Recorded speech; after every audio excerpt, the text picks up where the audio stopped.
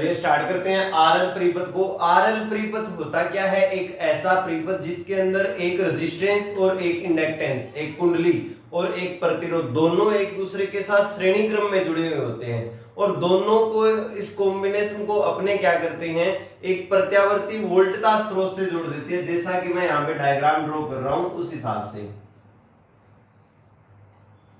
एक प्रतिरोध हो गया R और उसके साथ हो गई एक कुंडली इंडक्टेंस L, दोनों को हमने जोड़ दिया एक प्रत्यावर्ती वोल्टता स्रोत से।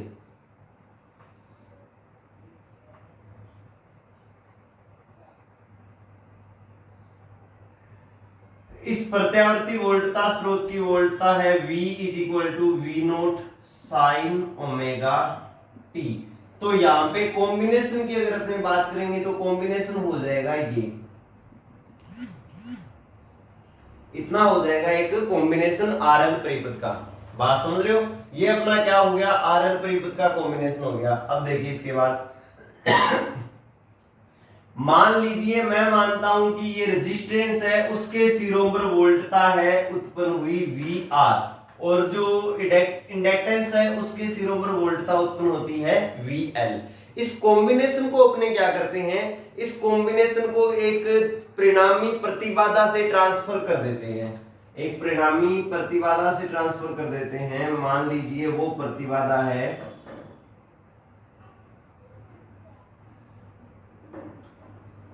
ZRL। प्रतिबाधा का मतलब हो गया कि ये एक प्रकार का प्रतिरोध है, लेकिन ये ओम के नियम का पालन कर भी सकता है और नहीं भी कर सकता, दोनों ही यहाँ पे कंडीशन होगी। तो उसको मैंने मान लिया ZRL, उससे ट्रांसफर कर दिया और उसको हमने क्या काम किया, उसको हमने सेम प्रत्यावर्ती वोल्टता स्रोत से जोड़ दिया।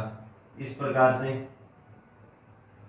प्रत्यावर्ती वोल्टता स्रोत की वोल्टता है V is equal to V naught sine omega t, और इस ZRL के सिरों पर जो उत्पन्न वोल्टता है वो है विभवांतर VRL। जो विभवांतर उत्पन्न होता है वो विभवांतर कितना है, VRL। बात समझ रहे हो इतनी, कि हमारे पास एक कॉम्बिनेशन था, एक प्रतिरोध था R, उसके साथ में एक कुंडली थी जिसका प्रेरकत्व 100 प्रेरकत्व था L, दोनों श्रेणी क्रम में जुड़े हुए थे, एक प्रत्यावर्ती वोल्टता स्रोत से जुड़ा हुआ था। इसके कारण परिपथ में जो धारा प्रवाहित हो रही थी वो धारा थी IRL। परिपथ में जो धारा प्रवाहित हो रही थी वो धारा थी IRL। इस कॉम्बिनेशन को हमने क्या किया, एक प्रतिबाधा, परिणामी प्रतिबाधा ZRL से ट्रांसफर कर दिया, और इस प्रतिबाधा से ट्रांसफर करने के कारण जो परिपथ में प्रवाहित धारा होगी वो कितनी होगी, IRL, समान बनी रहती है जैसी क्या थी, पहली थी। जैसी पहले थी वैसी की वैसी यहां पर बनी रहती है। इस अगर अपने जो परिणामी परिपथ है इसके अंदर किरचॉफ का लूप नियम लगाए तो किरचॉफ के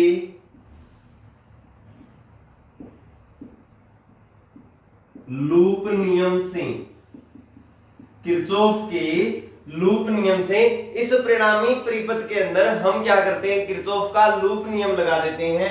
किरचॉफ के लूप नियम से क्या हो जाएगा, V माइनस में VRL इज इक्वल टू 0। इसका मतलब हो जाएगा V is equal to VRL is equal to V naught sine omega t. समीकरण नंबर 1 की परिणामी प्रतिबाधा है उसके सिरों पर उत्पन्न जो वोल्टता है वो कितनी होती है, VRL, और उस वोल्टता का मान होता है V naught sine omega T.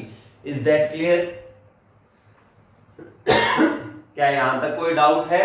कोई डाउट हो तो उस डाउट को आप पूछ लीजिए, ठीक है। अब इसके बाद आगे स्टार्ट करते हैं। नेक्स्ट देखिए इसके बाद में अपने क्या करेंगे, अब हमारे पास V is equal to VRL आ गया, हमें फाइंड करनी थी इसमें धारा, इसमें धारा कितनी प्रवाहित होती है, I का मान ज्ञात करना था, I का मान ज्ञात करना था, लेकिन धारा का मान अपने डायरेक्ट फाइंड नहीं कर सकते, धारा का मान अपने डायरेक्ट फाइंड नहीं कर सकते। हम यहाँ पे क्या करते हैं, फेजर आरेख को काम में लेते हैं। यहाँ पे फेजर डायग्राम से इस जो सर्किट है इसका सॉल्यूशन करते हैं। तो मैं सबसे पहले बना देता हूं फेजर आरेख।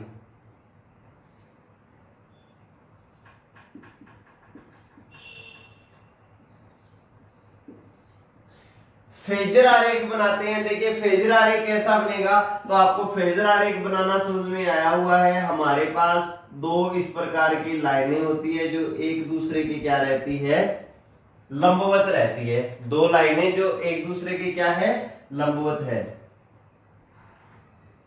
इस OA को मैंने लिख दिया, ये है हमारी आधार रेखा। अब आधार रेखा से हम क्या मानते हैं, सबसे पहले मैं बनाता हूं रेजिस्टेंस के लिए। रेजिस्टेंस के लिए मान लीजिए वोल्टता है ये वाली, रेजिस्टेंस के लिए वोल्टता कितनी है, VR है ये वाली। अब इसी प्रकार दूसरी चीज क्या होगी, इंडक्टेंस होगी। इंडक्टेंस के लिए वोल्टता कहां पे आएगी, अपने पहले धारा की बात कर लेते हैं कि प्रतिरोध है, प्रतिरोध के लिए धारा का मान और वोल्टता का मान दोनों के दोनों समान कला में रहते हैं। अब ये IRL धारा है, ये प्रतिरोध में से होकर के जा रही है। IRL धारा है वो प्रतिरोध में से होकर के जा रही है। तो यहाँ पे समझने वाली चीज ये है कि IRL की फेज या IRL की कला और VR जो प्रतिरोध के सिरों पर उत्पन्न विभवांतर है उसकी कला, दोनों का मान क्या रहेगा, समान रहने वाला है। दोनों का मान क्या रहने वाला है, समान रहने वाला है। IRL और VR दोनों की कला समान रहने वाली है, यानी IRL कहां पे हो जाएगा, यहीं पे हो जाएगा। इसके ऊपर ही क्या हो जाएगा, IRL हो जाएगा। अब नेक्स्ट देखिए, अब बात करते हैं VL की। VL और IRL में एक संबंध होता है, प्रेरकत्व और प्रेरकत्व के सिरों पर उत्पन्न वोल्टता और प्रेरकत्व में से प्रवाहित धारा दोनों के बीच में एक कला संबंध होता है कि जो धारा होती है वो π/2 कोण पीछे रहती है। हमेशा धारा जो होती है वो π/2 कोण पीछे रहती है। तो अपने को क्या करना है, वोल्टता को π/2 कोण आगे बनाना पड़ेगा। अब IRL दोनों श्रेणी क्रम में जुड़े हुए हैं तो दोनों में धारा तो समान बहेगी, तो यही IRL होगी। लेकिन जो VL होगी वो क्या हो जाएगी, VL इससे थोड़ी π/2 कोण आगे चली जाएगी, यहां पे आ जाएगी VL। यहां पे क्या आ जाएगी, VL। बात समझ में आई क्या, यहां तक कोई डाउट हो इस चीज में तो आप पूछ लीजिए, कोई भी डाउट हो यहां तक तो आप पूछ सकते हैं। देखिए मैंने IRL और VR दोनों के बीच में 90 डिग्री का एक कोण बना दिया।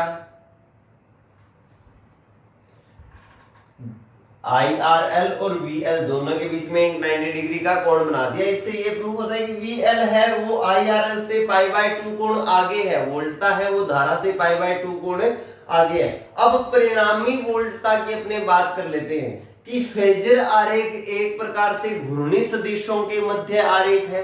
फेजर आरेख है वो एक प्रकार से घूर्णी सदिशों के मध्य आरेख है। वोल्टता दरअसल सदिश भौतिक राशि नहीं होती, लेकिन जब फेजर आरेख की बात करते हैं तो हम उनको एक सदिश के समान मान सकते हैं। और सदिश के समान मान सकते हैं तो सदिश राशियों के योग के जो नियम है वो सारे के सारे हम यहाँ पे अप्लाई कर सकते हैं। तो VL और VR दोनों के कारण जो परिणामी वोल्टता होगी उस सदिश का मान क्या होगा, एक नियम आपको याद होगा, समांतर चतुर्भुज का नियम।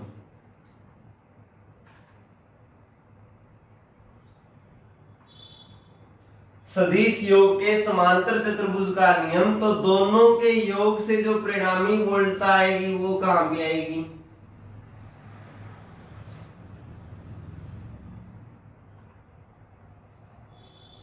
कि अगर दो सदिशों को समांतर चतुर्भुज की दो आसन भुजाओं से प्रदर्शित किया जा सके तो उस समांतर चतुर्भुज का जो विकिरण होता है वो परिणामी सदिश को प्रदर्शित करेगा।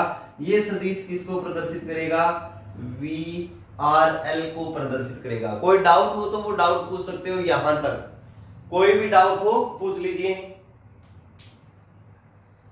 कोई डाउट नहीं है, आगे चल सकते हैं। इसके बाद देखिए हमने यहां पे जो VR जो ये VR है, VRL है या VL है, ये जो मान लिए हैं सारे के सारे मान क्या है, वहां पर शिखर मान है वोल्टता के। क्योंकि इस रेखा की लंबाई से प्रदर्शित कर रहे हैं इनको, तो ये सारे के सारे मान क्या है, यहाँ पे शिखर मान है। अब मैं समांतर चतुर्भुज नियम लगा देता हूं। समांतर चतुर्भुज नियम के अपने गणितीय विश्लेषण से हमने एक चीज प्रूफ की थी, उसको यहाँ पे काम में लेते हैं अपने।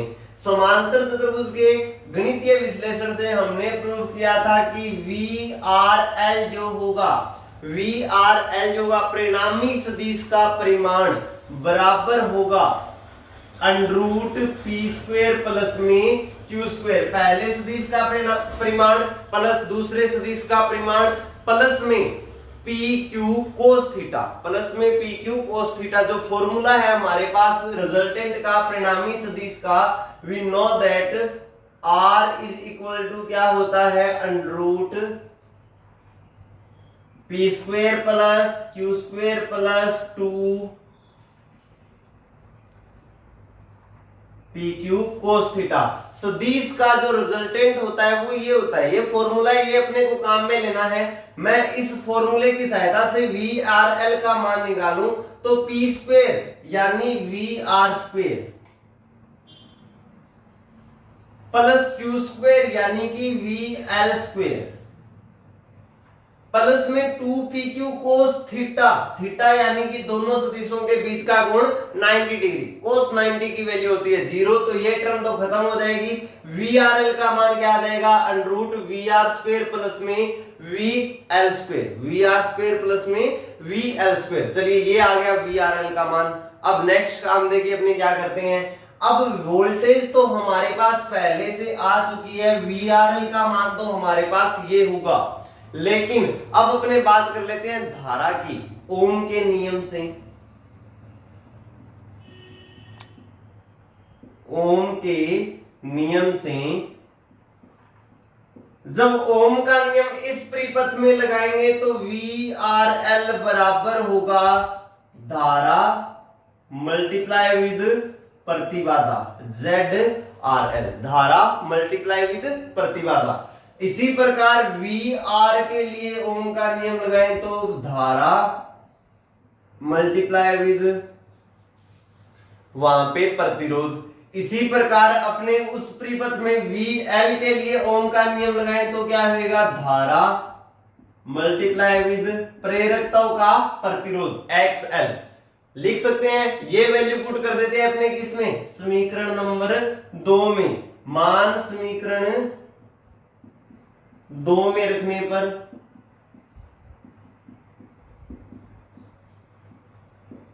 मान समीकरण 2 में रखेंगे तो अपने पास क्या आएगा, IRL multiply with ZRL is equal to under root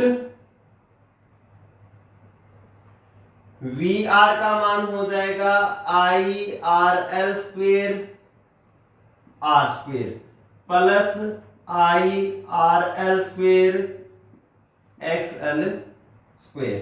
IRL को अंडरूट से बाहर निकालेंगे तो IRL से IR खत्म हो जाएगा, ZRL का मान कितना आ जाएगा, अंडरूट R स्क्वेयर प्लस में XL स्क्वेयर। समीकरण नंबर मैं इसको लिख देता हूं 3, और समीकरण नंबर 3 जो है वो किस चीज को प्रदर्शित करती है, जो ये परिणामी प्रतिबाधा है ZRL उसके मान को प्रदर्शित करती है। इक्वेशन 3 जो है वो परिणामी प्रतिबाधा ZRL के मान को प्रदर्शित करती है। कोई डाउट हो यहां तक तो आप उस डाउट को पूछ सकते हो। चलिए नेक्स्ट पॉइंट पे देखिए, इसके बाद अपने क्या करेंगे, हमने ZRL का मान यहां पे निकाल दिया कि ZRL का मान इतना होगा, लेकिन अभी तक धारा का मान हमारे पास नहीं आया। अब धारा के लिए अपने मानते हैं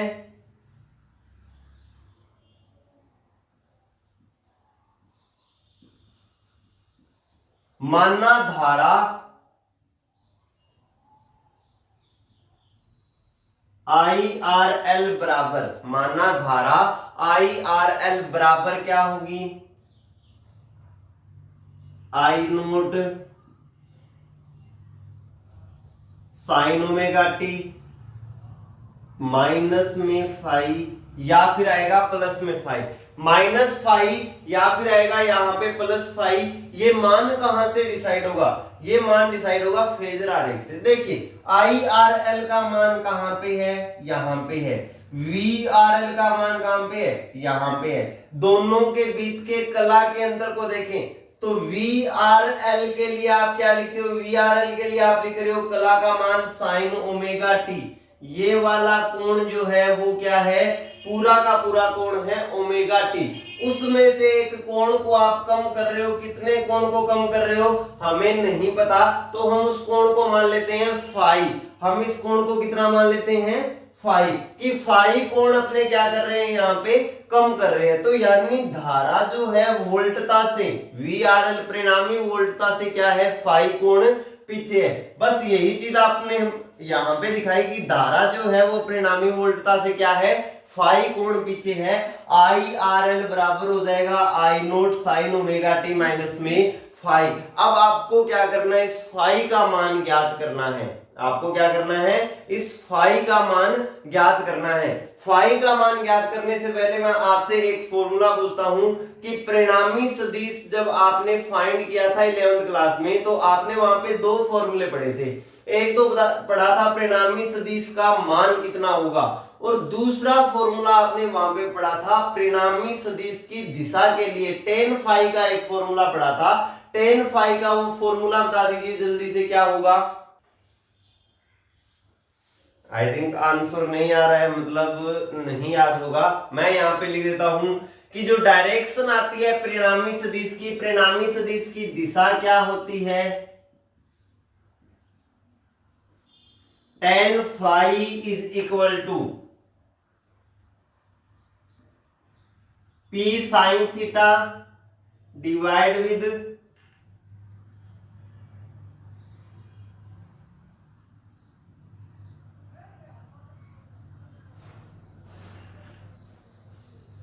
क्या ये होता है?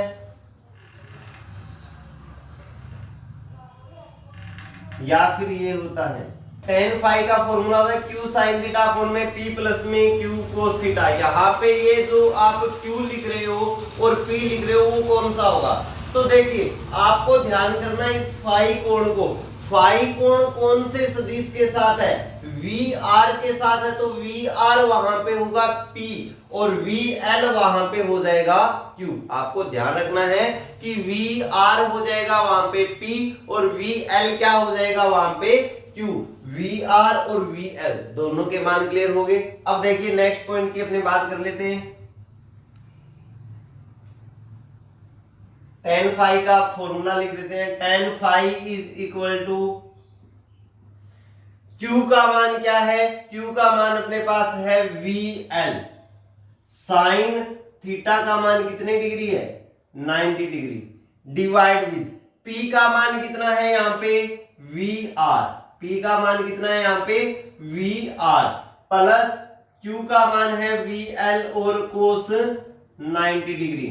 वैल्यू पुट कर दी, कैलकुलेशन करके देखते हैं। साइन 90 डिग्री की वैल्यू कितनी होती है? साइन 90 की वैल्यू होती है 1 और ये आ जाएगा VR। किस चीज का मान आ गया? डायरेक्शन tan फाई का मान आ गया। किस चीज का मान आ गया अपने पास? डायरेक्शन tan फाई का मान आ गया। कोई डाउट हो यहां तक तो आप पूछ लीजिए। ये मेरे पास आ गया tan फाई का मान। VL और VR इनकी वैल्यू अपने पास नहीं है, लेकिन हम इनकी वैल्यू यहां से पुट कर सकते हैं। वैल्यू पुट करके देखते हैं हमारे पास क्या आएगा। IRL multiply with XL divide with IRL multiply with R।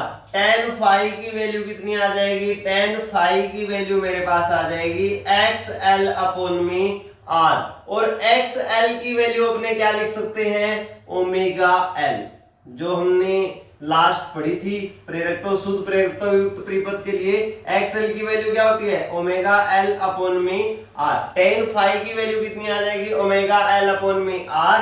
Phi की वैल्यू अपने पास कितनी आ जाएगी? tan inverse omega L upon में R, tan inverse omega L upon में आर। इक्वेशन नंबर कौन सी आ जाएगी? ये इक्वेशन नंबर आ जाएगी अपने पास 4। अब देखिए हमने धारा का मान ज्ञात करना था, हमने धारा के लिए फाई का मान तो फाइंड कर लिया, लेकिन आई नोट का मान यहाँ पे क्या है? अननोन है अभी तक। आई नोट का मान अपने को ज्ञात करना है, और आई नोट का मान अपने कहां से फाइंड कर सकते हैं? आई नोट का मान अपने फाइंड कर सकते हैं यहां से। आई नोट का मान अपने फाइंड कर सकते हैं यहां से। देखिए कैसे फाइंड करेंगे, वैल्यू अपने लिख के देखते हैं। I R L multiply with Z R L, I R L multiply with Z R L is equal to किसके है? दोनों इज इक्वल टू है वी आर एल के, वी आर एल के। अब देखिए आई आर एल का मान कितना आ जाएगा? आई आर एल का मान हो जाएगा वी आर एल अपॉन में Z R L, V R L upon में जेड आर एल। ये किस चीज का मान आ गया? आई आर एल का मान आ गया, लेकिन ये आई आर एल नहीं है, ये आई आर एल ना होकर के ये क्या है? आई नोट है। मैं चेंज करता हूं, कैसे आई नोट है?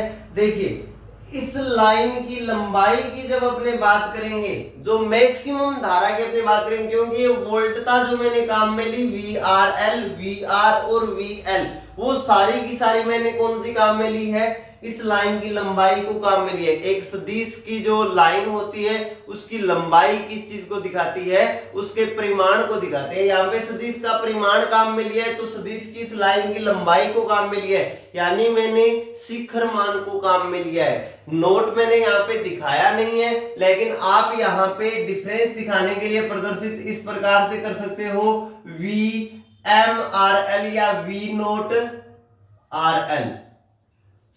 यहां पे भी आप लिख सकते हो वी नोट आर, और यहां पे आप लिख सकते हो वी नोट एल। अब नोट जो आप यहां पे जो लगा रहे हो, नोट का मतलब क्या है कि आप वहां पे वी आर वी एल इन सबके शिखर मान काम में ले रहे हो, और शिखर मान काम में ले रहे हो तो वहां पे जो धारा भी जो आप काम में लोगे वो भी क्या हो जाएगी? शिखर धारा काम में आ जाएगी, आई नोट काम में आ जाएगी यहाँ पे। ठीक है, आई नोट काम में आ जाएगी, क्योंकि ये मैंने क्या लगा दिया है? यहाँ पे नोट लगा दिया है। आई नोट यहाँ पे आ जाएगा।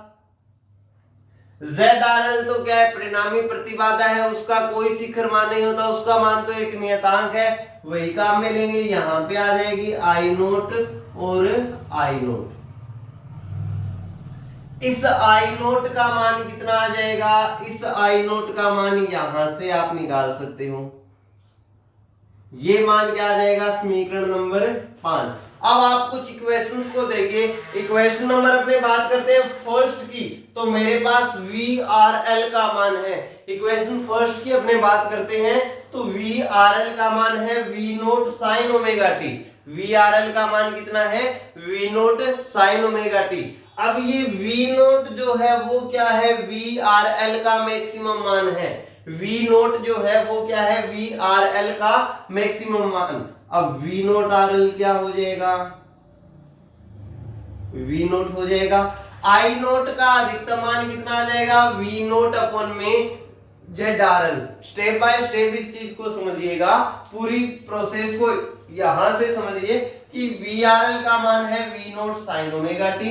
वी आर एल जो है उसका तात्क्षणिक मान, वी नोट उसका क्या है? अधिकतम मान। वी आर एल के अधिकतम मान की जब अपने बात करेंगे, इसकी लेंथ की अपने बात करेंगे, तो मैं उसको लिख दूंगा वी नोट, इसको भी वी नोट आर, इसको भी वी नोट एल। तो मेरे पास यहाँ पे क्या आ जाएगा? मेरे पास यहाँ पे आ जाएगा कि V naught R L, V naught R और वी नोट एल, ये तीनों के तीनों क्या है?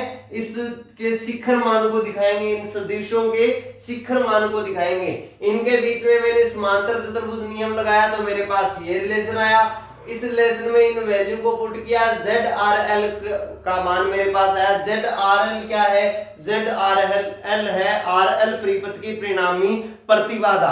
परिणामी प्रतिबाधा कितनी होगी? ये वैल्यू आ जाएगी।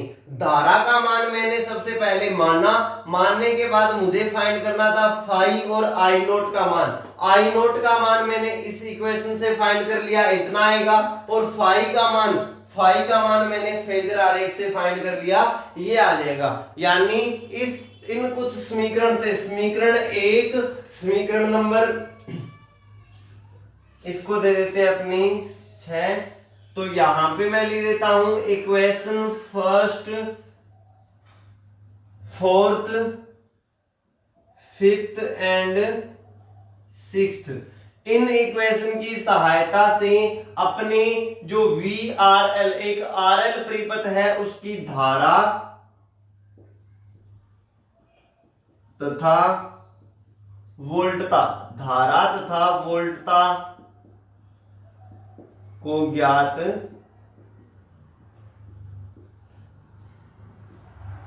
किया जा सकता है। धारा तथा वोल्टता दोनों को ज्ञात किया जा सकता है। कोई डाउट हो यहां तक तो उस डाउट को आप पूछ लीजिए। चलिए लास्ट चीज देख लीजिए, इसमें RL परिपथ में क्या आता है। इसके बाद में RL परिपथ में आता है इनका जो ग्राफ है, धारा और वोल्टता के बीच में संबंध को दर्शाने वाला, वो ग्राफ किस प्रकार से आएगा। अपने यहां पे बना देते हैं उस ग्राफ को।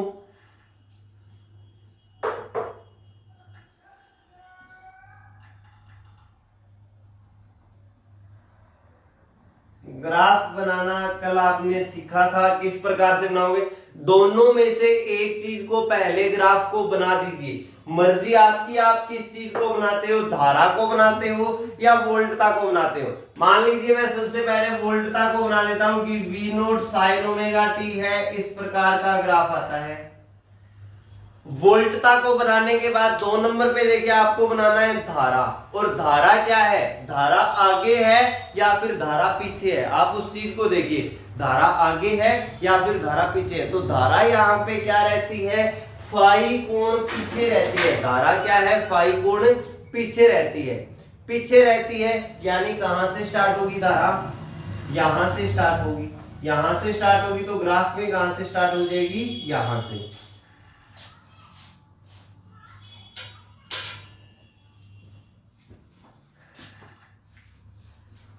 इस प्रकार से आप बना दोगे ग्राफ को।